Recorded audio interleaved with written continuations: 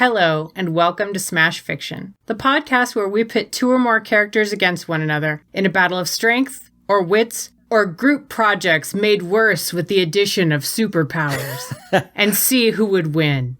This week, My Hero Academia versus X-Men Evolution.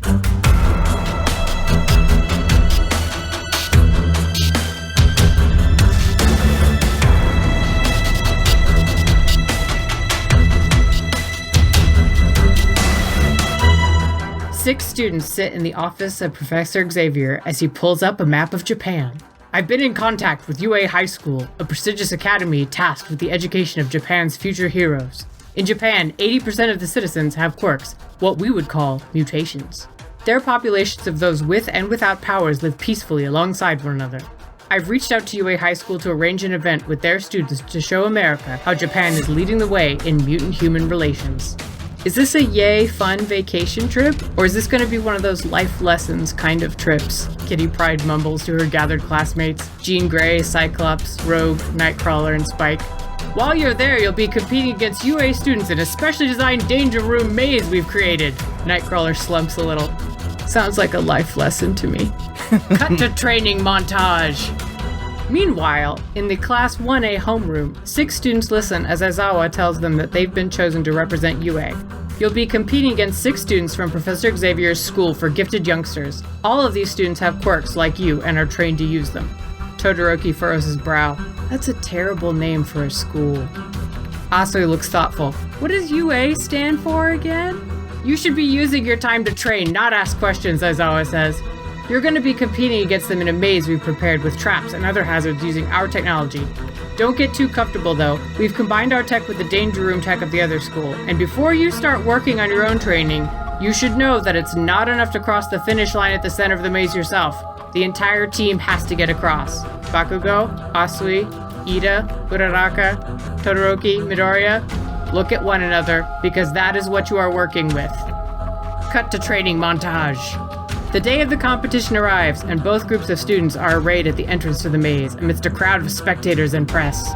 Professor X and Aizawa move to the front to make final announcements, when someone pushes towards them. Hi, Jeremy Zuccarello with Buzzstagram. Oh no.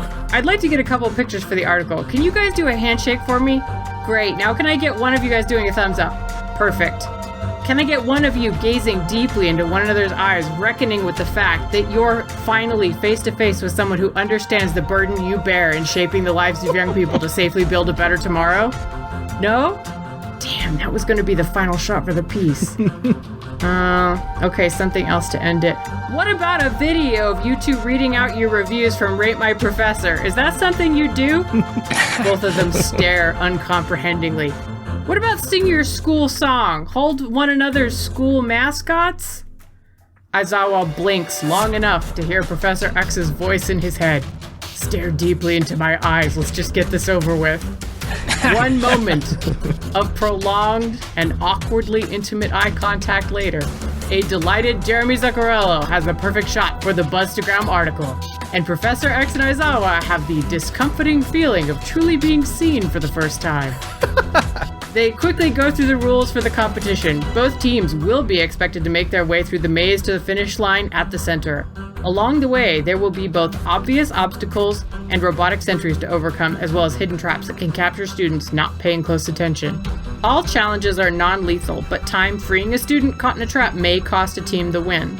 The students will be able to use their powers against the other team to slow them down, so being able to win skirmishes is an advantage. The students nod. Midoriya steps forward, tears in his eyes. We'll prove that Class 1A is the best. From the group of X-Men, someone whispers, is his quirk that he can produce endless tears without dehydrating? But the bell sounds and they're off into the maze before anyone can answer. So who will win in this battle of super teens with super intense feelings racing the clock in a super maze? I don't know. I was overpowered by all the feels and am now secluded in my den of niceness, with a blanket and tea while I recover. That's why I, Megan Bob, will be your comfortably snug judge this week. Advocating for Team My Hero Academia are Claire Mulcairn. You guys, I just got some bad news from my doctor. He said that typically, Smash Fiction contestants only use 80% of their bullshit during a match. But after repping Trogdor in that last match, I went well over 100%, using what he called hysterical bullshit. And some permanent damage was done. I can only bullshit at that level 2 or possibly 3 more times before I break my credibility on this show forever. And special guest Jake Mason. Fear not, citizens, because I am here. Advocating for Team X-Men Evolution are Dan Mulcairn. My Hero Academia, welcome to Die. Boy, I hope some of our listeners played that X-Men side-scrolling game from the 90s. Oh, I sure did. And special guest Brad Boltman. Do you know what happens to a Todoroki when it's struck by lightning? The same thing that happens to everything else. I'm so sorry. In order to determine who went first this week, I challenged both teams to make compelling haikus to describe the plot of their show. Team X-Men came up with, teens with powers learn. The world is complicated. Save it anyway. That's good. Pretty I mean, good. that is a good Profound. thing that we came up with. Team My Hero Academia came up with, quirkless to powerful, trying and trying. That's a hero's job. Aw. Also very good. Also, we came up with it, clearly. Super Duper came up with that I too, know. and they were both very good. Also, I don't think that's a haiku. The syllables are off. What? Quirkless and powerful is 6 syllables. Trying and trying is 5 syllables. Well, I guess we failed. Well, I think My Hero X-Men wins this one. All right, great. Even though in poetry, really, we're all winners. You know, there's not a lot of rules for a haiku. It's very difficult to get disqualified. Somehow we did it. Sorry, carry on. Team X-Men, show me that these gifted youngsters are exceptional. We have a lot of powers, possibilities, and paths to victory here. So I ask you to think about 4 reasons why Team X-Men comes out ahead after Doctor Strange, I mean Professor X looks through all the possible timelines. Mobility, versatility of powers, information exchange, and teamwork. All right, let's take a look at the roster. All of the X-Men have experience directing the team, but Cyclops can instantly come up with complex strategies that maximize his teammates' powers and adapt on the fly with little to no hesitation. And lest we forget, he kills things by looking at them. His optic blasts are seen to have a range of at least several miles and can hit hard enough to stop the Juggernaut in his tracks. Furthermore, he is incredibly accurate with these blasts, up to and including shooting down a volley of supersonic missiles from a fleet of attack helicopters. So even speedy characters like Iida and Deku will be easy pickings for old Slim Summers.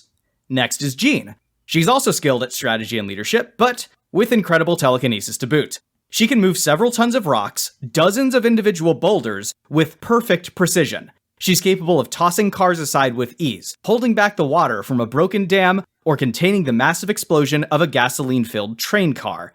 And of course, she's a telepath. She can almost instantly scan every mind in New York City, so any secrets or strategy the UA students have in their heads won't be secrets for long. She can use telepathy to immediately knock people out or alter their memories, and with telepathic communication, the X-Men can immediately and silently share any critical tactics or information. Nightcrawler is a game changer for the X-Men in this match. Not only is he incredibly versatile and adept in combat, but he and his allies will have effectively unlimited maneuverability throughout this match. Need to get Rogue in close to take out one of the UA students with a single touch? Need to teleport an ally out of danger or an enemy into danger? Need to teleport the team to victory once the finish line is located? Nightcrawler has you covered. Evan Daniels, mutant named Spyke, is an X-Men Evolution original character, just like X-23. He really comes into his own over the course of the show, ending up as the leader of the Morlocks. Yeah, because they go to a school. Spyke has the body armor of UA's Kirishima, plus the ability to fire off heated ranged attacks, and the tactical knowledge to turn fights in his favor. Spyke orchestrates a plan to take down Sabretooth when he is brand new to the Institute, and his versatility and tactics regularly let him win fights where he is outnumbered and or outpowered. Shadowcat could win this match on her own, without breaking a sweat. Her powers are similar to the UA Big 3 student Mirio Togata. Mirio single-handedly takes out the entire UA class of students, and his powers aren't even as good as Kitty's. Kitty can phase other people, or objects, with her, something Mirio is not shown to be able to do. Kitty phases the X-Jet through a mountain. She phases a train through another train. Kitty could scout ahead and phase out of any traps, she could glide our entire team to the finish, and if need be, she could grab a UA student and trap them halfway through a steel wall. Perhaps a more fitting term for Gambit, Rogue is our ace in the hole. Rogue is a one-hit KO for any of the UA students, provided she can make contact with them. With support from Nightcrawler or Shadowcat, this is easily accomplished. Rogue could then take Iida's or Bakugo's or anyone's powers and add them to our team. She has control enough to borrow a teammate's power without rendering them useless, as she does when she borrows Kitty's dancing abilities in Season 1. And even without her powers, Rogue can still take out multiple opponents in combat. And let's not forget, she defeated Apocalypse. Now, let's look at the opposition, in the form of Team UA. Izuku Midoriya, or as his teammate lovingly refers to him as Deku, may seem like a good choice to lead the UA kids, but this is woefully inaccurate. Midoriya's greatest weakness is also his appeal. He understands what is important about any given fight. That's why he loses more often in training exercises than he does in the real world. His entire goal in the sports festival fight with Todoroki is not to win, but to make Shoto use his left side. Here Midoriya will recognize that no one's life is in danger, and while he won't throw the match, he will also not call upon the reserves of power that are only used in truly life-threatening situations. Even if he does, Midoriya's powers are limited by their close-range abilities, and his ability to strategize is limited by a few important factors. First, his plans take a long time to formulate. He needs time to study his opponents and often loses the first volley or fight to a new challenger. When he does make a plan, it is openly discussed out loud and in the middle of ongoing fights. Once a plan is finally explained, it is not always followed. His teammates, with the possible exception of Froppy, don't listen to Midoriya. Speaking of not listening to Midoriya, let's meet King Explosion Murder, winner of the 2019 Miss Hostility title, Katsuki Bakugo. Now, I've got Bakugo's UA yearbook here, slightly singed, and under his picture, it seems he was voted least likely to work as part of a team. Bakugo's power is comparable to Pyro's, but his personality is less Australian and way more extra. Bakugo has zero chill. He does not work as part of a team. He's too eager to be the best, too obsessed with proving himself to be the number one hero. He will go off on his own, he won't take orders from anyone, but especially Deku, and his team will suffer for his egomania. Alright, let's talk Todoroki. He's an obvious candidate for the strongest character in the UA stable. Sadly, he's going to find that he's not enough when up against the X-Men. Any of the 6 X-Men have very obvious ways of getting around his freezing powers, and all of them are used to dealing with fire-using characters like Pyro and Magma. But worst of all, Todoroki himself admits that it's very difficult for him to use his power effectively when he's working with other heroes. He's either going to be holding himself back, or looking for an excuse to slip away from his allies. Either way, he won't be winning this fight for anyone. Uraraka is largely fine, she's just not especially impressive. Her power set is basically like Jean's telekinesis, but less powerful, or controllable, or versatile, and with no telepathy, and if she does it too much she gets incapacitated by vomiting. Characters like Jean, Shadowcat, and Nightcrawler won't be tripped up by her manipulating the gravity of objects on the ground, and the only X-Man she could reliably get close enough to touch would be Rogue. And her attempting to touch Rogue would obviously be a huge mistake. Pardon the expression, but she's not going to carry much weight here. Iida falls similarly short. Iida is fast as like a car. His powers are a less impressive version of Quicksilver's. He can't move as fast, and he can't last as long. His engines stall, ice over, or break easily. His pride also gets the better of him much of the time, making him make suboptimal choices, like trying to fight Stain on his own. And Asui. Sweet, blessed Asui. She's the only one of the Academia characters who maintains a level head and isn't obsessed with proving herself to anyone. The only one. If she was on a team with others like her, well, she still wouldn't win. Keep in mind her power set is almost identical to one Todd Talansky, aka Toad, the member of the Brotherhood who is the most consistently clowned on by the X-Men. You've got a great attitude, Asui, but probably the single worst power set for taking on this particular group. Everyone at the UA is all about becoming the ultimate hero. Know what they never talk about? Becoming the ultimate teammate, or turning themselves into the ultimate team. Teamwork isn't even mentioned as a topic of conversation until episode 30 freaking 5 in MHA, well over halfway through the series. The students of UA are overwhelmingly out for themselves. While each one shows an admirable amount of skill and growth, they're simply not a team. And a well-organized, well-coordinated team can take out a group of skilled combatants who aren't as comfortable working together. See, the kids from UA enjoy the benefits of belonging to the majority group. Having powers in their world is considered common, and they see their powers as a means of furthering their own personal glory. For the X-Men, though, their mutations make them pariahs in their own society. Groups call for their deaths. Governments create giant robots to exterminate them. Even mutants with harmless powers are ruthlessly bullied, stalked, and murdered by normal humans. For the X-Men, their powers and skills are about more than glory. They're about survival. And those who fight to survive will always fight harder than those who fight to show off. How mad are you right now, Jake? I would say 12? That's like resting level for Bakugo. That's like... Yeah. Your scholastic and martial achievements have been noted. Thank you, Team X-Men. Team My Hero Academia. I know you'll be giving your opener 1,000,000%!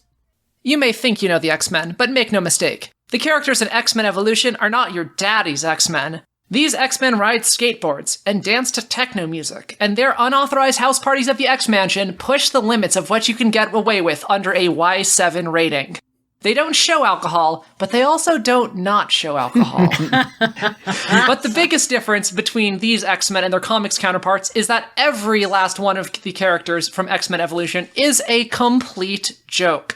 And somehow, when they all team up together, some sort of inverse ninja law means that they all get even weaker. Behind fearless leader Cyclops' nice guy demeanor and inscrutable shades, he is, in truth, a roiling mass of angry teen insecurity, which time and again leads him to making really poor decisions. In Day of Reckoning, Cyclops orders his team to charge into an obvious trap during a danger room exercise, and they all get taken out by robot drones. His jealous fistfight with Jean's boyfriend Duncan confirms not only that Scott's ego is the driving force behind most of his decisions, but also that he is the relative equal in combat of a random high school jock with no combat training. There are many more examples. For instance, in Sins of the Sun, Jean warns Scott to not go seeking revenge against Lucas, a mutant who kidnapped her, saying that he is too powerful. Scott does so anyway and gets his ass kicked. Basically, he's Bakugo, but with less self-awareness and without the skill to get himself out of the problems that his massive inferiority complex gets him into. Speaking of Jean, I'll grant you that her and Spyke do improve somewhat throughout the series, but they are the only X-Men for whom this is even remotely true. And there are also plenty of times late in the series where she suddenly seems back to square one, once again struggling to lift relatively light objects. As late as the episode Cruise Control, we see that a pedestrian brushing past her as she is holding a lobster tank with her telekinesis is enough to make her lose focus and drop it. Spyke may have gotten a power boost during his semester abroad with the Morlocks, but his self-centered hot doggery has inflated even more. This guy, who used to regularly skip danger room practice, never meshed well with the team before, why would he start now? It's way more likely that he'll run off and try to fight someone like Bakugo or Todoroki one-on-one to prove himself, which, needless to say, will not go well for him. Shadowcat and Nightcrawler sure do have a great degree of maneuverability when their powers work and they remember to use them. In Fun and Games, Kitty is in the danger room and tries to phase through a series of 6 walls in a row. She makes it through the first 3, and then inexplicably runs headfirst into the 4th wall and knocks herself unconscious. In that same episode, when Nightcrawler discovers that the danger room defenses have been activated unexpectedly, he teleports into the danger room to take a look, and then gets shot by a laser from one of the aforementioned defenses, which he knew were active, and he is knocked unconscious instantly. There are numerous other similar examples for both of them that I can list if necessary. And Rogue. Poor Rogue. First of all, unlike other versions of the character, X-Men Evolution Rogue doesn't take away someone's powers when she copies them. They can still use their powers once the brief stunning effect wears off. And how long that stunning lasts is wildly inconsistent. Oftentimes, though, it's basically non-existent. Also, good luck copying Izuku's powers and accidentally breaking all of your goddamn bones! His quirk, like many quirks in My Hero Academia, take training to use properly without hurting yourself, and Rogue has none of this training. Remember that Uraraka had to train herself not to vomit when she used her powers to levitate herself. Finally, I know this is a low blow, but Rogue sometimes gets distracted during a fight by a pretty boy, and if Gambit is enough to make her nose bleed, just waits until she gets a peek at Todoroki. You know, his eyes are 2 different colors.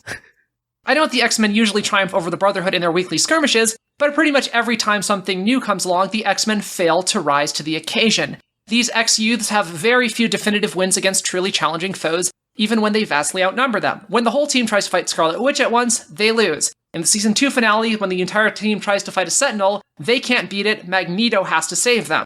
In the final episode, when the X-Men, the Brotherhood, and all their allies have to fight Apocalypse's 4 chosen ones, they fail, and they have to be saved by a plan cooked up by Nick Fury and Wolverine.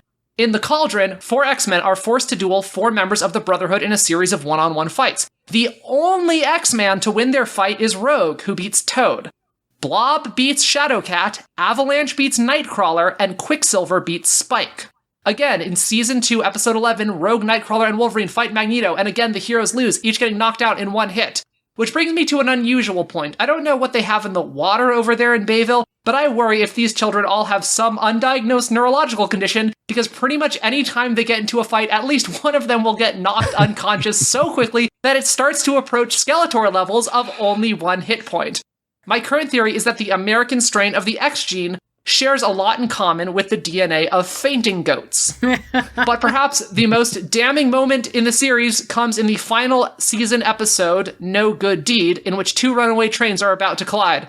The way that Dan made it sound, everything went fine, but if you watched a little longer, it actually didn't. That was Brad that said that. Brad, sorry, whoever it was. Jean and Shadowcat try to do the thing that happens in pretty much every episode of My Hero Academia, i.e. rise to the challenge and level up, push their powers to do something they've never done before, and they simply can't. Jean tries to use her telekinesis to stop the first train from hitting the second and fails because it's too heavy.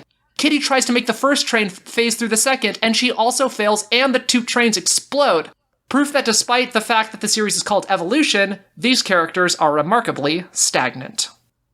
In the spirit of friendly competition, and because I understand I can get full-on Little League dad about the UA kids, I'm going to try to be objective about this obstacle race and say it's a good thing these kids aren't fighting, because there is no way the UA kids would lose in a fight. Not only are they almost categorically stronger, faster, and smarter than Xavier's students, they all have one major leg up. They want it more. The X-Folks have to be superheroes. They have to, at bare minimum, defend their kind from those that hate and fear them. But the UA kids, they want to be heroes. They want to be heroes so bad that they go to a school dedicated to teaching them how to be the best heroes they can be. And not just a school, the school. UA High is the #1 high school in Japan. Only 15% of applicants get into the hero course. And yes, they do learn English and math and classical Japanese, whatever that is. But their schooling is mostly dedicated to them learning not just the basics of being a hero, but how to use and train their quirks to the best of their abilities.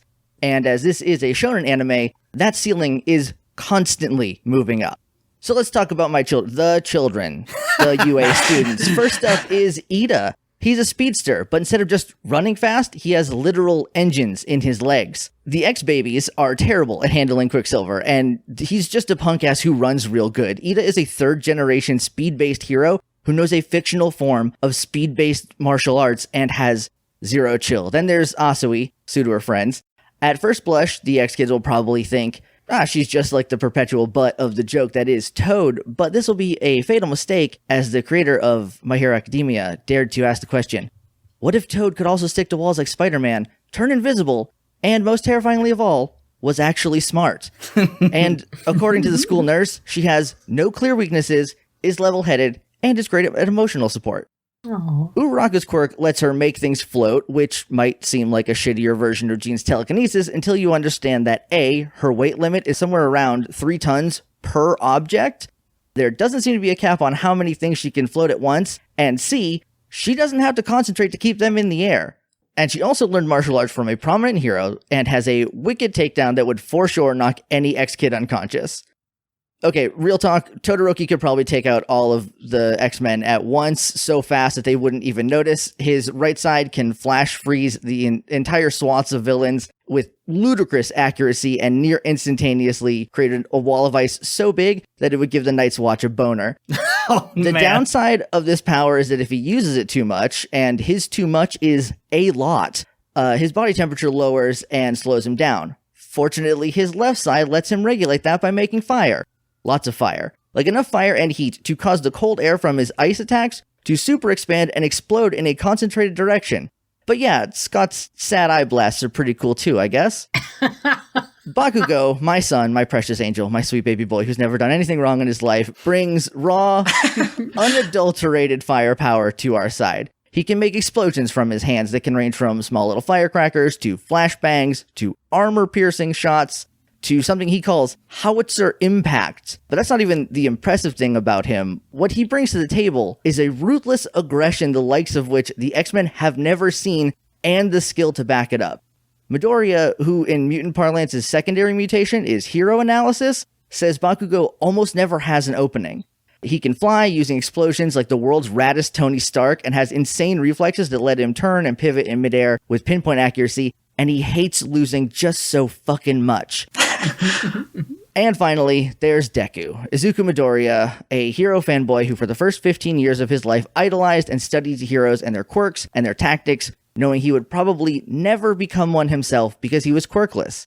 And then he inherited the strongest quirk in the world, One for All, and now he can put all that knowledge to use with a quirk that gives him a near infinite amount of strength. It used to be so powerful that using it would cause him to break his arms and legs and fingers, but now he has got it under control, and using only 8% of his strength, he can go toe-to-toe with his peers, and they can go toe-to-toe with the pros. He can leap tall buildings in a single bound, dodge a speeding bullet, and flick his finger so hard the air pressure can knock down buildings. A pit trap or a grabby claw is not going to slow him down. But that all pales in comparison to one big edge they have over the X-Men. Heroic spirit. Deku and Bakugo radiate it to such a degree that their teacher says it raises the standard of success for those around him. Put frankly, being around them makes everyone better. Todoroki let go of his daddy issues that were holding him back. Iida put aside deep personal vengeance in the spirit of being a true hero. Hell, after realizing that she had feelings for Deku, Uraraka focused up and became a better hero for it. In a shonen anime. That is unheard of. Now, there's actually 2 ways to win this. Get all 6 members across the finish line, or knock everyone else on the other team out. Obstacle courses are not a problem for them. To get into UA, you have to fight giant robots, and at the UA Sports Festival, 3 of our team finished in the top 3 of the obstacle race, and everyone finished in the top 20. Grabby claws aren't fast enough to catch Iida, walls aren't strong enough to stop Deku, and Todoroki can skate over pit traps like he's Yuri on ice. So if the X-Chaps want to win, they need to take the fight to UA. And unlike the X-Men, the UA kids always finish their fights. Moving words from My Hero Academia, thank you. So I have to turn in final grades at the end of this, but here's your chance to argue any misses or settle the score in rebuttals. So Team X-Men, show the other team what happens when the gloves come off. I kind of want to just, attack the very idea that the UA is a better school for superheroes than the Xavier Institute. Because in the second episode of My Hero Academia, Bakugo gets attacked by that slime monster supervillain. There's a ton of superheroes that show up to help, but then they have this conversation when they all just decide that their respective quirks aren't suitable for fighting this particular threat, and so they just wait for a better superhero to show up. And these are the pro heroes who graduated from the school that our opponents are still attending. I just kind of feel like that's the double-edged sword of a world where superhumans are so common. The X-Men have to learn how to think critically and deal with a situation where their power is not explicitly ideal to take it on. All of those heroes that are just standing around, like the fire hose face guy and Death Arms, who I think he's just strong. Of all of the people there, the only one that we know for sure went to UA was Mount Lady, and her excuse was that she didn't want to knock over a bunch of buildings because she can only grow to 60 feet tall. We don't know where the other 2 went to school. They could have gone to, Nobody High, the whatever safety school there is for high schoolers that want to be superheroes. And besides, this class, even among UA students, is above normal. Exemplary above even the pros. In the first 13-episode season of MHA, the kids really only fight a group of supervillains once. There's a moment in season 3 where my jaw dropped when I was comparing them to the X-Men. Because in that moment, several of the adults in charge of the academy are in this press conference, and there's this scandal because over the course of the school year, their students have fought supervillains 4 times. The X-Men come to blows with superpowered enemies in every episode, 12 or 13 times every single year. And how many of these fights do they win based on their own merits? When they fought Juggernaut, for instance, Wolverine is the one who tells them about his weakness. Their mentors are still guiding them through a lot of these fights. Whereas the equivalent, they haven't fought as many, but I think they've shown even more skill. The equivalent of Juggernaut, who I think is easily just as powerful and like very comparable, is Muscular. Deku beats Muscular by himself, just by punching him with 1,000,000% of his strength. And yet, we see there's that fight where I think it's Deku, Todoroki, and Bakugo. Or Iida, yeah. Iida. Iida, that's right. Iida instead of Bakugo. But, like, Stain does not have superhuman physicality. Like, his power is that if he tastes your blood, he can mind control you. But he goes most of the fight not mind controlling anyone. They just can't land a hit on him. Todoroki cuts off his own point of view to the fight because he uses his ice too much. We see that their abilities can be overcome by normal people who are just well-trained, and the X-Men have years of experience over these guys. If I can go back real quick, that one group of villains at the end of season 1 was like 200 people, so it's a little different than 6 teenagers. And fighting Stain, if he tastes your blood, he can paralyze you, doesn't necessarily mind control you, but he paralyzes you. And most of that fight was built around them not getting cut again and not letting him lick their blood, which is why it went the way it did. Yeah, also, they staggered into that fight. They were fighting him one at a time for a lot of it. And when they all finally get up on their feet and they're all fighting him at once, they do beat him, I think, pretty quickly after that. But, like, they were not entering into that fight under ideal circumstances. And they were defending someone who was still paralyzed, because they're heroes. I just want to point out the X-Men, they just train way more. They have a lot more fights. They have a lot more experience.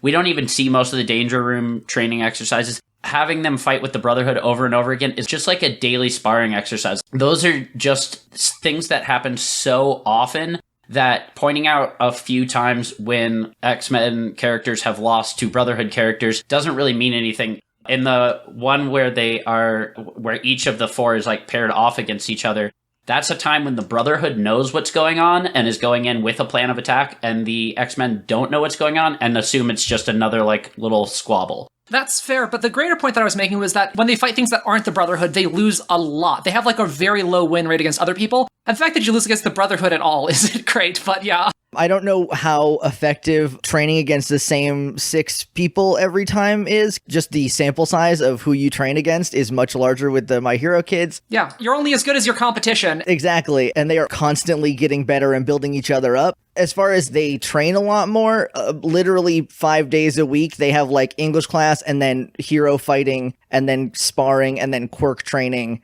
and then math. And probably chemistry. I don't remember high school. It was a while ago. And their teachers are anime Superman and anime Batman. So it's pretty good combat training, I would say. I want to just touch upon some attacks on like Spyke and Cyclops especially, but they're just maturity level in general. A lot of what was pointed out was done early on in the series. By season 3, they are taking over. Jean and Scott become teachers. Wolverine entrusts Scott to lead the team instead of Wolverine. They actually start going on more missions. It's like the equivalent of the UA students getting their provisional license, except we haven't even really seen what they do yet. But the X-Men have actually gone into the world and saved people and removed threats and defeated real-world threats. Everything that the UA kids have done has either been just defending their own lives from villains' attacks or training exercises. And to be clear, the X-Men start training the New Mutants by the 2nd season. Like, by that point, all of them are competent enough to train upcoming heroes. Oh, and they're doing such a great job. Those New Mutants are just so confident. I mean, my examples that I was pulling of them failing were from all throughout the series, even towards the end. Stinging retorts all round. Moving on to Team My Hero Academia. Go full-on Delaware, Detroit smash. Oh man, his attacks are the best. The point you had about Deku always losing because he would rather, like, save someone, like he would rather help Iida, like, get out of the Stain Jam, or which leads to him being paralyzed by quirk, not, like, medically. And Todoroki, like, he kind of throws the match so that he, will use his left side. He gets over that, and I've been told specifically I'm not allowed to use anything from the manga. But in the episode Deku vs. Kachan 2, after they settle their fight, All Might tells them that you can't always just save people or just win. You have to win by saving and save by winning. And then Bakugo and Deku do end up carrying that throughout the rest of their time. Yeah, and after they have that fight, their rivalry switches to a friendly rivalry. We haven't had a chance to see much of it yet, but I think it's pretty clear that it's more like, oh, I'm going to outdo you. No, I'm going to outdo you. Ha ha ha. Yeah. But he's not going to be actively sabotaging the team anymore the way that he would previously. I don't know, man. I kind of just feel like Bakugo thinks that teamwork is some kind of cryptid, or possibly like a government conspiracy. He starts a fight with a teammate in a minefield. They're both trying to win, though. But he wasn't working against Todoroki in that moment. It was every man for himself. That's exactly my point. That batch was every man for itself. And even before the whole, like, them getting over and becoming friendly rivals, he does, like, put aside his differences with Deku to fight All Might in the semester exam if it means that he'll win, because winning is more important than hating Deku. Here's what I will say to that. In My Hero Academia, they learn by degrees. They don't change overnight. And Bakugo is not going to actively sabotage his team, but he also won't take orders from them. He's not there yet. He's going to treat them the way that he treated his team in the cavalry battle. They're going to be arguing and jostling for leadership here. And there's even a chance that Bakugo will just run off on his own. Like when they tell him during the training camp exercise to come back to camp and he doesn't listen to the message and he goes off on his own looking for a fight. I think Bakugo will make it to the end of this exercise, but I don't know about the rest of his team. Okay, as far as Cyclops goes, you said his blasts stop Juggernaut. No, they don't. Actually, when he's fighting Juggernaut the second time that they fight, he's shooting him, it's not doing anything. He pulls off his visor and blasts him with everything he has from his visor. It knocks Juggernaut back for a second, but then Juggernaut gets back up and starts walking through him towards his visor. Again, he's trying to do the My Hero Academia thing of, like, overloading his powers, giving it everything he has, and then he ends up passing out at the end of it, and, like, doesn't knock down Juggernaut with all of his powers, so. That's because he's working as part of a team. His job at that moment is to keep Juggernaut back. There's that saying, no one can stop the Juggernaut. That is literally Juggernaut's powers, that he cannot be stopped. And Cyclops slows him to a crawl so that the rest of his team can keep this dam together and take out Juggernaut. And like you had mentioned before, that the X-Men don't really take out big threats by themselves without instruction from like Wolverine or Professor X. They did that entire fight by themselves. It was the second time they fought Juggernaut, and they were doing the same tactics they learned the first time because Juggernaut's dumb and doesn't get better.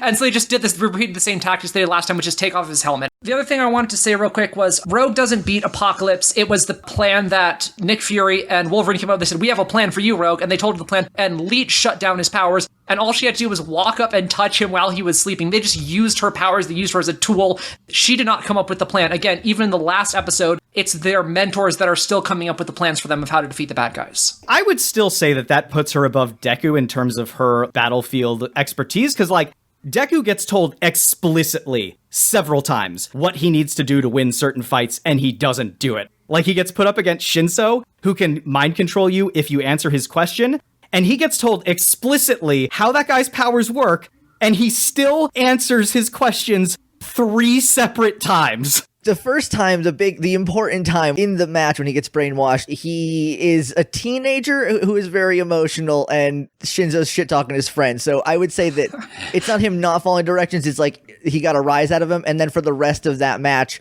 after he broke out of it because of the force of will, which I think would go against anyone arguing that like Rogue would knock him out for very long because he just has a lot of willpower, he like got back in and then threw Shinzo out without powers even. Also, Jean never uses her powers in the way that you describe, where she doesn't use telepathy to mind attack people ever. She does series. on Cyclops. When? In the Mesmero episode when she's taking the ring, she makes Cyclops go to sleep and she puts him back in the bed. That's when she's mind controlled and evil and using her powers in bad ways. When she fights the Brotherhood or other people, she never psychically attacks people. It does mean that she's capable of doing that. But she doesn't do it. She can also alter people's memories. We see her doing that. And we also see her reading minds. She's very capable of that. And the thing about the X-Men is that we do see them grow really consistently over the course of the entire series. They start off as a big strategic mess. By the end of season 4, they are a very efficient team. They're the ones that lead that final charge on Apocalypse and his horsemen at the end of season 4. They are leading like the Brotherhood and the Acolytes and S.H.I.E.L.D. and everything. They're the ones that lead those people on the ground because they're the ones who have grown to such an extent that their tactics are just honed to an incredibly fine point.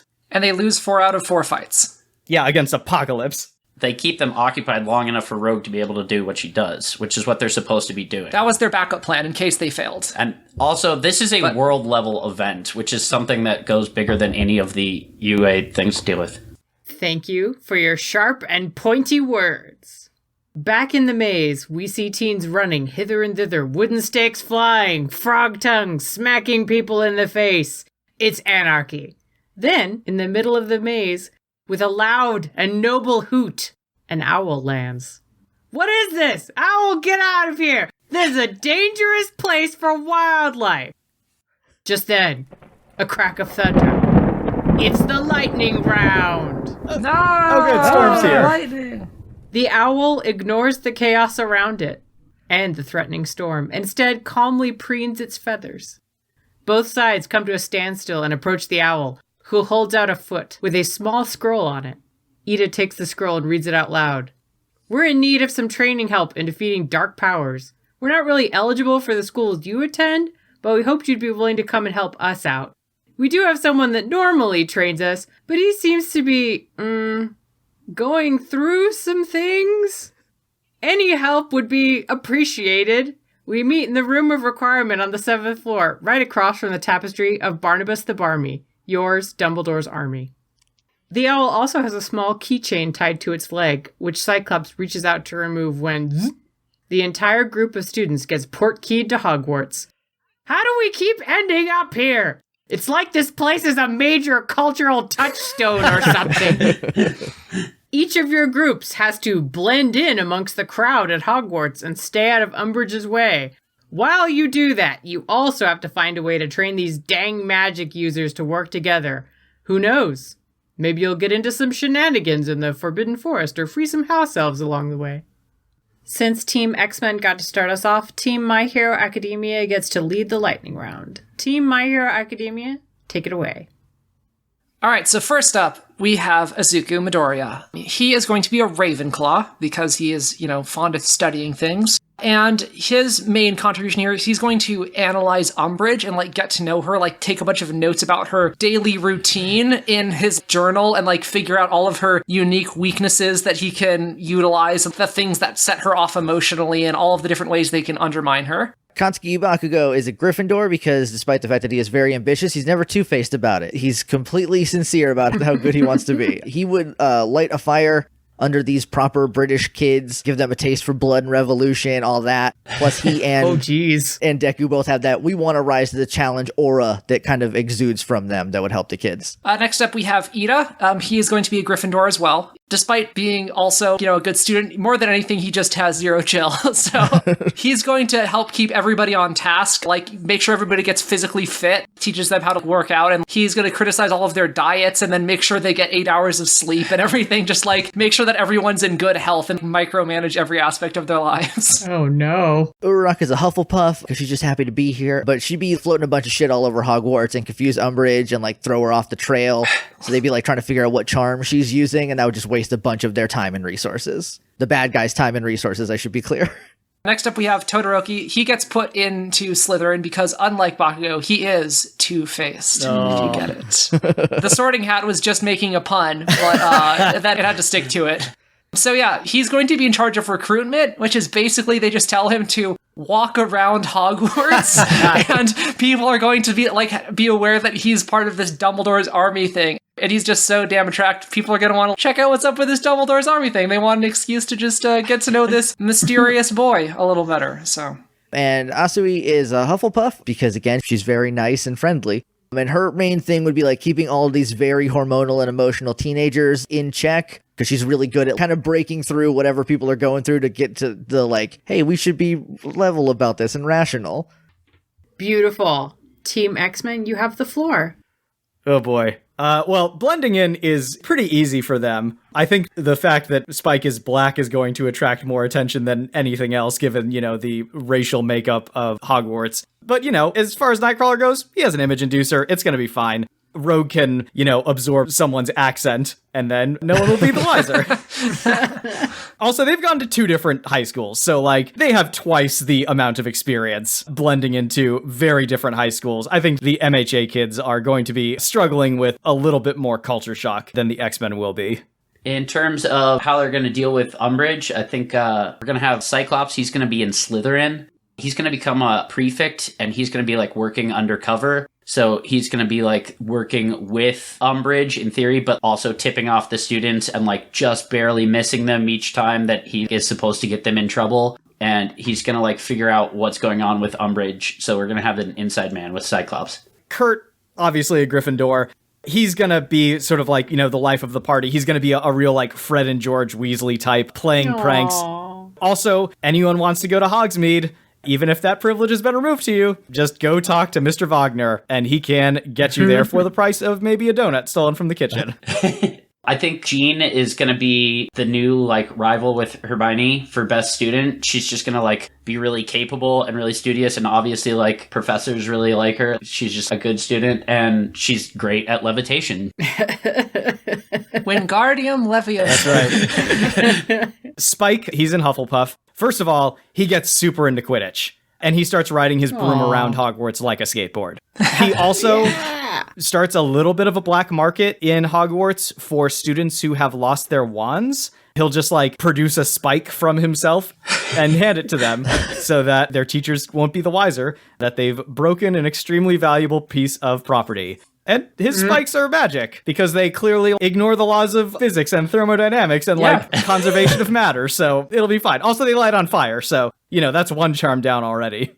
Kitty's going to just get along well with people. She's going to be a Hufflepuff. She's just like really nice, friendly to new people. She's going to be one of the people that helps deal with the teen drama and the social lives that are going on and just take care of the Dumbledore army kids that way. She's also really good about sneaking around the castle using her powers, getting them into the room of requirement and avoiding Umbridge's patrols and stuff so she could sneak people around. And I just also have the feeling that she would really feel bad for the house elves. And I feel like she would round up like a little house elf revolt and stuff. Because she just has a lot of sympathy for people. And she just really is compassionate with newcomers. Yeah. We mentioned Rogue before. Rogue is definitely a Gryffindor. In addition to, stealing the accents from people, she can also immediately learn any spell she needs to. If there's, like an exam coming up or she wants to like catch up on her transfigurations or something, she can basically pull any knowledge that she needs to out of people. And also, if she runs into Umbridge or any of her toadies, between her and Jean, there will be no secrets that Umbridge and her forces can keep from the X-Kids. And so, like, they collectively are going to reshape and start training up Dumbledore's army like they train the New Mutants. Yeah, they basically turn the Room of Requirement into the Danger Room. They're just like, I really need an intense holographic training field with a bunch of giant robots. That's just really what I need right now. They do, however, rename Dumbledore's army the D-Men. I don't like that. Well, that's what it is, man. I don't know what to tell you. Trade in those robes for like some early 2000s spandex. No, they just like make X-Men style outfits out of the robe material, so it's still really like thick and loose. Yeah. With all of that food for thought, I leave you to go and retreat further into my pile of blankets and consider my verdict. So farewell. Oh boy. Well, this was a little bit of a marathon to research, because up to this, I had seen 0 episodes of My Hero Academia. Did you watch the whole series? Yes, I watched the whole series. Wow, that's impressive. You should be so lucky. I really enjoyed going back to X-Men Evolution. I think when I first went back to it, the pacing was a little weird. It was a little off. But once I got into the groove and once I started watching it at 1.25 speed at YouTube, then it was great. That's the key. Just watch it at 1.25 speed. Seriously, and it's a pretty good show. Yeah, man. Evolution really takes its time with some of those scenes and line deliveries and like character development. It's like, you can tighten this up a little bit.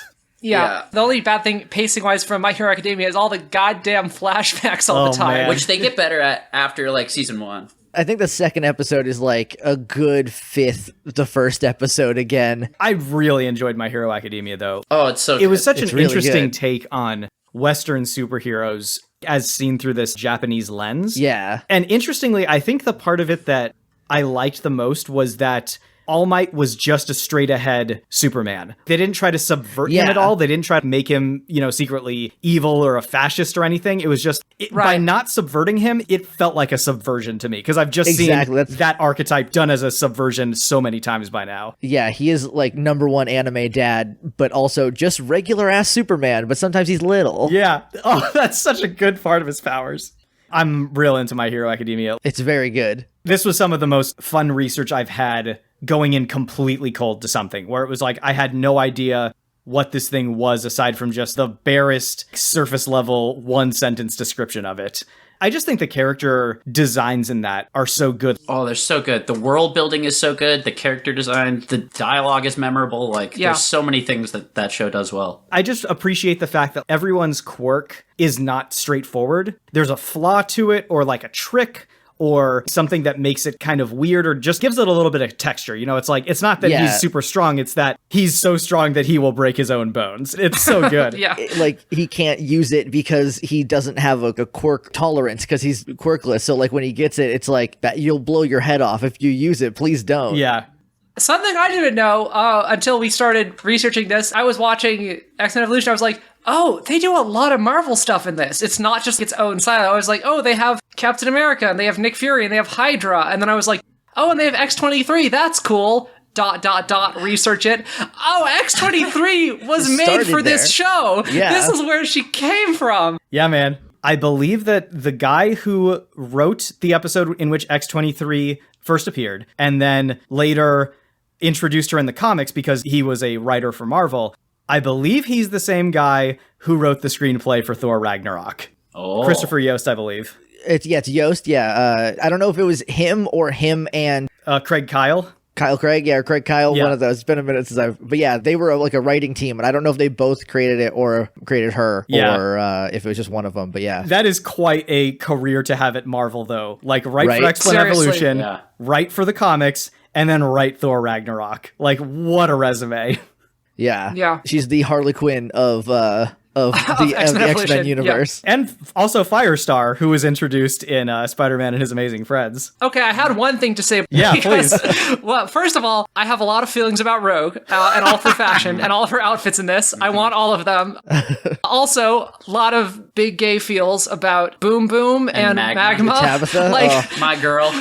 Yeah, she calls Magma my girl a lot throughout it, and like puts an arm around her, and the two are always together. I'm like, oh, X-Men, don't you tease me if you're not going to do it.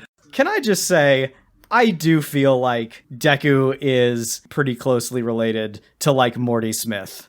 Especially in, like, the English dub. His voice is so close to Morty Smith from Rick and Morty. Oh, I haven't watched, like, any of Rick and Morty. Oh, man. He's such like, they're both just kind of emotional houses of cards. Yeah. I do love how, like, just open he is with his emotions. He's just openly crying. And oh, yeah, over nothing. Like, Uraraka's like, hey, I want to be on your team. He's like, oh, thank God. Somebody wants to help me. I also enjoy the fact that whenever he talks to Bakugo, he always calls him Kachan. Kachan. Which is, like, this weird little diminutive name. I said it was like, if his name was, like, Kevin, it'd be like calling him Kevo or whatever. Yeah. And then whenever he sees him, he just, Deku. It's just so angry. Like, the way that they refer to each other is just not at all. He's like, oh, hey, bud, how's it going, pal? He's like, oh, it's you. I hate you, shut up. Yeah. It'd be like referring to him as Kevy or Lil Kev or something like that. Yeah. And then he calls him Deku, which is like dumb puppet. It's like the translation of it. Yeah, it means worthless, essentially. Yes. It's very mean. So it also means phonetically, it sounds like a Japanese phrase that means like, I can do it or something to that effect. Yeah. Yeah, it's a good pick. Yeah, so it works really well. But yeah, it's always like, oh, what do you want? He's like, I don't know, I just like you. Oh, man. I've returned from the Blanket Kingdom. So I will cut to the chase and say that Team X-Men won this time. Oh, boy. Oh, wow. Oh, boy. That is nonsense. That is complete nonsense. No. When it thank comes you. to powers and determination, I do think that My Hero Academia is very strong. I think the issue is that both sides are going to make mistakes.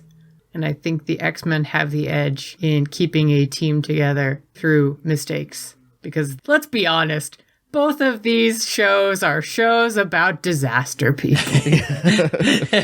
Well, I cannot recall the last time I had to fight that hard. Oh, I was so worried. You guys brought And I will it. point out, the last episode, I went up against Chris Newton from the Gameable podcast. Oh, jeez. Jake, you're a natural. Claire, you're amazing. Oh, thank we you. all know that. You guys did such a good job. Jake, you are. You're so good at this. Oh, thank you. I do have a question about the appeals process for if we think a decision is wrong. Actually, I think we can all agree My Hero Academia is a great I feel show. like it's a better show, at least. I would venture to say it is better than X-Men Evolution qualitatively. Yeah. maybe a Patreon goals and appeals process. Oh, boy. I don't know how expensive that would be. Oh, but don't tease the listeners, Meg and Bob. Well, Brad, thank you for coming on once again and for being my partner, supporting me through this challenging but enjoyable time. Thank you for doing crazy amount of research and bringing it. And then thank you for having me. I always have fun. And Jake, thank you so much for joining us for the first time. Well, thank you very much for having me. I also want to thank Claire for doing, I would say, the lion's share of the research on the X-Men, because I watched it when it aired and not since. Sure. Over to the Kit Thanks. Thank you to Mr. J.A. Sec IV, Icon Jade, Florian, and Cosplay Devotee. And on Tumbles, thank you to Secretly a Skeleton Sid Rabbit Blog and Not Very Bright Raven. And on Facebook, thank you to Jeff Polier and Robert Ramsey. And thanks also to both Cosplay Fiend and Cosplay Devotee, who suggested a match between UA and the Xavier School. They suggested a number of other superpowered schools as well, including Hogwarts, which did indeed end up getting used in this episode. So thank you to both for the suggestion. And thank you also to Jeremy Zuccarello, a staff writer for... Remind me what the name of the publication was, Bob? Buzstagram. Buzzstagram? Oh, I hate it. Well, I hate that, but I don't hate Jeremy. I'm sorry, Jeremy. It's not what I wanted for you, but I needed somebody, and you were there for me in a time of need, and you made Aizawa and Professor X stare into each other's eyes for me, and I really appreciate that. I do feel like you were using Jeremy a little bit as a self-insert character in that way, Bob. But Jeremy was turned into the living avatar of Meg and Bob because he's a patron of ours over at patreon.com/smashfictionpodcast. And you can get all sorts of stuff. Being in our storyline, seeing our bonus content, voting on matches, telling us what matches to do. All of that and more await you. And once again, Jake, we very much appreciate you coming on. Would you care to tell all of our fine listeners about the many and myriad things that you do on these here internets? Oh boy, sure. I'm on Twitter at JJ_Mason. So when I forget one or more of my podcasts, you can just go there to find them. So I do like 9, I think. I don't know. I do the Morphin Grid, which is an episode by episode recap of Power Rangers. Claire was recently on that, and we talked about Nadir's Dream Date, which was a really good episode. It was a good episode, both of Time Force and of Morphin Grid. Oh, thank you. Listen to it. It's good. Yeah, I do a Pokemon podcast where we go like town by town. It's basically an audio let's play of the world of Pokemon. We're in Hoenn right now. There's also an actual play where we play in the world of Pokemon, where we play shitty teens running around on a Pokemon journey. There's Kingdom Smarts, where my friend Shannon has 30 minutes to explain as much about Kingdom Hearts to me as she can, to varying effect, because there's a lot and it's all really bonkers. Mm-hmm. Then there's Cool Kids Table, which is an actual play RPG where we just play a million different things. There's Spectre, where we talk about James Bond movies. And there's Hard Reboot, where we take public domain properties and reboot them. So in short, if you have enjoyed Jake on this show, which I imagine you did, you can certainly find a fandom that he is talking about somewhere that you can get into. But yeah, we appreciate having you on the show, man. It was a true delight. Thank you for having me. It's not everyone that will, as my dad taught me to say when I was 5.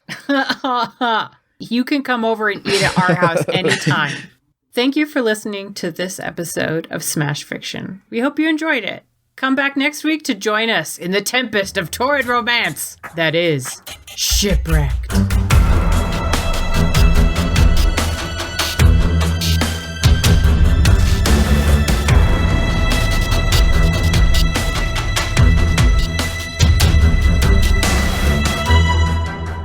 Smash Fiction is produced by Megan Bob, with logo design by Claire Mulcairn. Special thanks to Kevin MacLeod of the Clan MacLeod at Incompetech.com for our theme song, Hitman. You can find us on Twitter at SmashFic Podcast and search for the Smash Fiction Podcast on Facebook, Tumblr, and YouTube. Subscribe on Apple Podcasts or your podcatcher of choice, and if you leave us a good review, we shall become more powerful than you can possibly imagine. Smash Fiction is made possible thanks to our supporters on Patreon at patreon.com/smashfictionpodcast. Please consider donating as little as $1 each month. It helps us keep the show going, and we have great rewards and extra content for those who help us out. If you have any suggestions, feedback, or other contributions, send them to us at smashfictionpodcast@gmail.com and help us continue the fight.